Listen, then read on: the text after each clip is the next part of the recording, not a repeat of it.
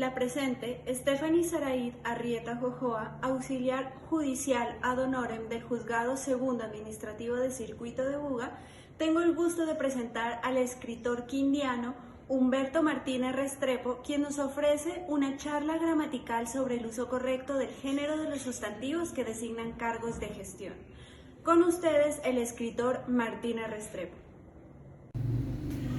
Anticipo mis agradecimientos a toda la audiencia actual y futura y saludo muy especialmente al doctor Juan Miguel Martínez Londoño, presidente del Comité Seccional de Género de Buga, al doctor José Enio Suárez Saldaña, vicepresidente, al doctor Álvaro Augusto Navia Manquillo, miembro del comité y magistrado de la Sala Penal del Tribunal Superior del Distrito Judicial de Buga, a la doctora Liliana María Urrego Cruz, secretaria técnica.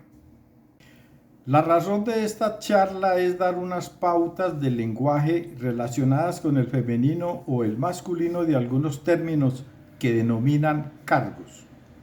Esto debido a que se han presentado casos en algunas corporaciones de personas ofendidas porque no se usa el género femenino para referirse a mujeres que ocupan algún cargo.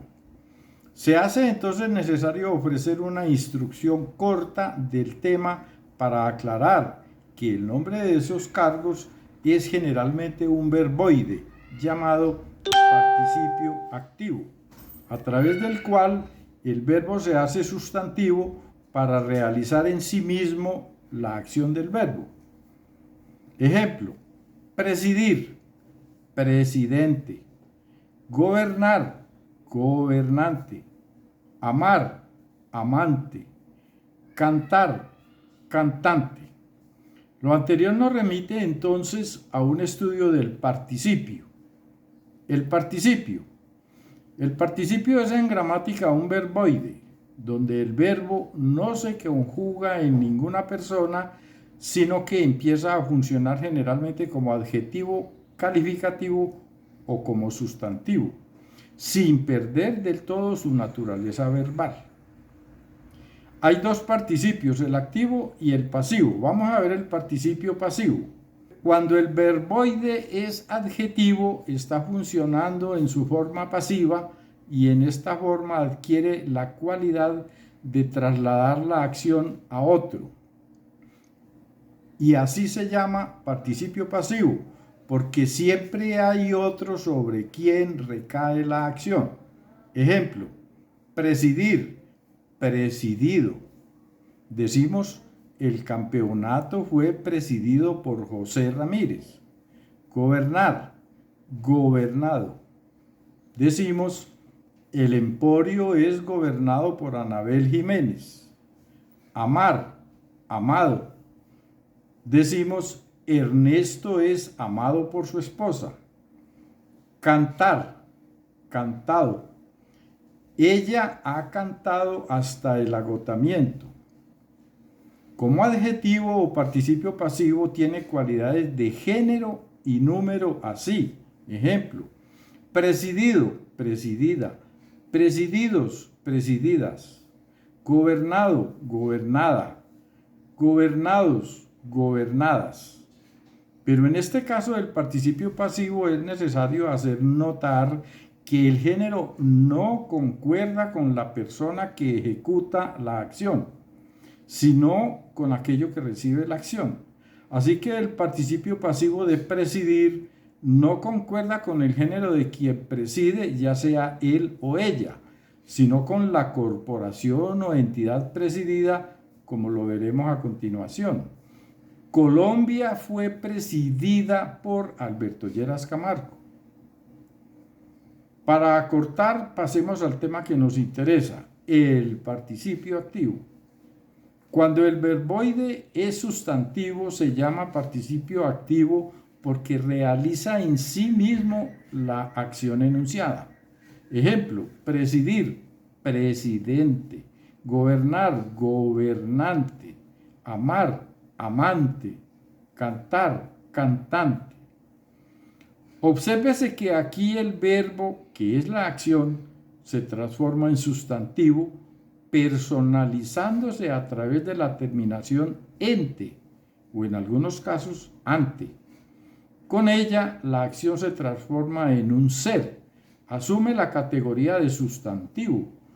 Y nótese que ente es el participio activo de ser, ente. Por ente se entiende algo que solamente es, sin otros atributos. Es un ser sin género que solo recibe atributos de número. Ente, podemos decir entes, pero no existe enta porque, como ya se dijo, ente es algo que solo es, no tiene ningún otro atributo. Así, por cantante se entiende un ser que canta y puede referirse a un ave, una ballena o una persona. Pero a pesar de que es un error gramatical atribuir género a los participios activos, la Real Academia de la Lengua Española, siempre atenta también al uso incorrecto pero universalizado de algunas palabras, termina aceptándolas como galicismo, americanismo, vulgarismo, neologismo, argot, variante técnica o morfemática, etc.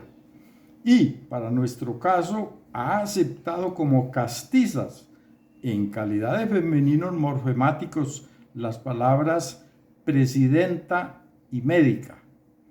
No obstante, teniendo en cuenta que los asuntos idiomáticos no solo son gramaticales, sino que deben atender a otros requerimientos como los estéticos, se recomienda no feminizar los sustantivos que son participios activos, para demostrar visual y auditivamente cómo riñe con la cadencia del idioma la atribución de género a los participios activos.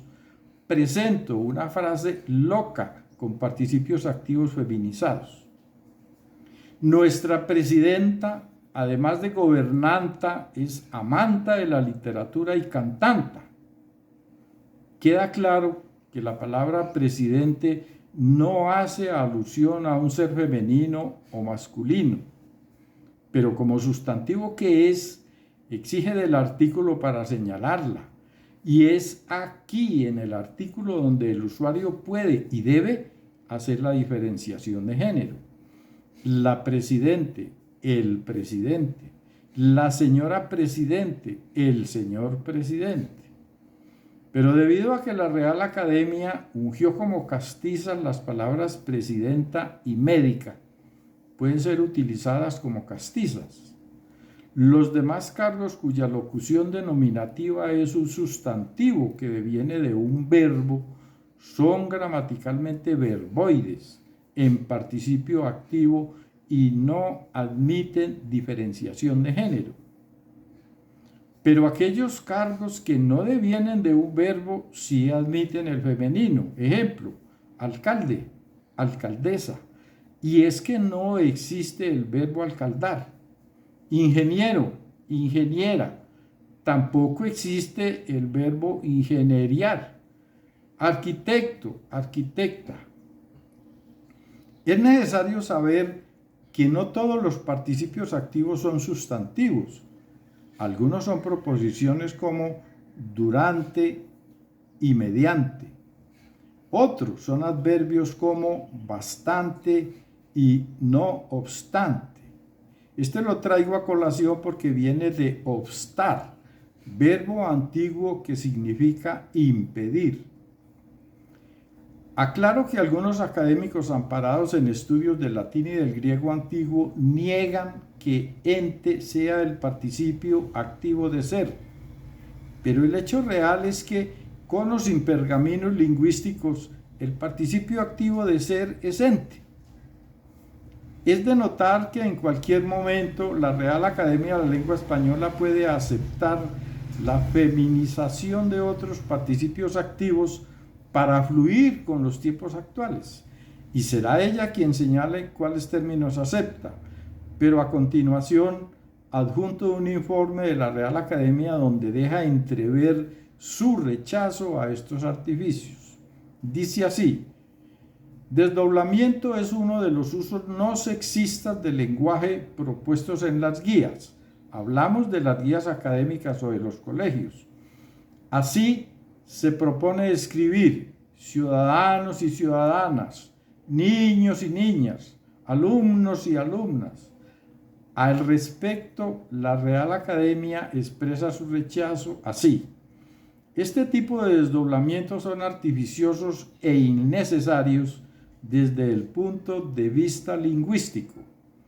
En los sustantivos que designan seres animados existe la posibilidad del uso genérico del masculino para designar la clase, es decir, a todos los individuos de la especie, sin distinción de sexos. Todos los ciudadanos mayores de edad tienen derecho a voto.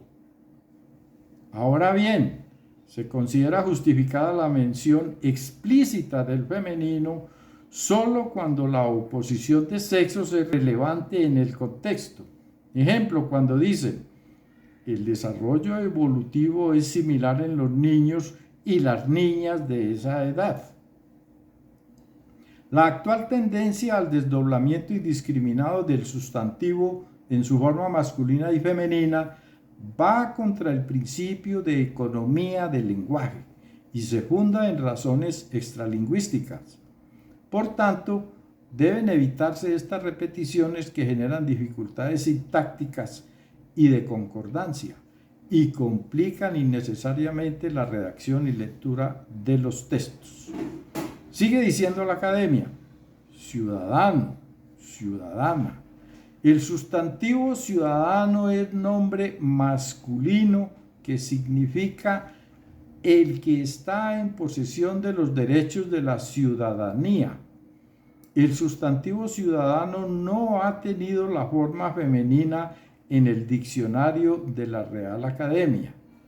El avance de la 23ª edición de la Real Academia indica que ciudadano es un nombre masculino y femenino a la vez, persona considerada como miembro activo de un Estado, titular de derechos políticos y sometido a sus leyes.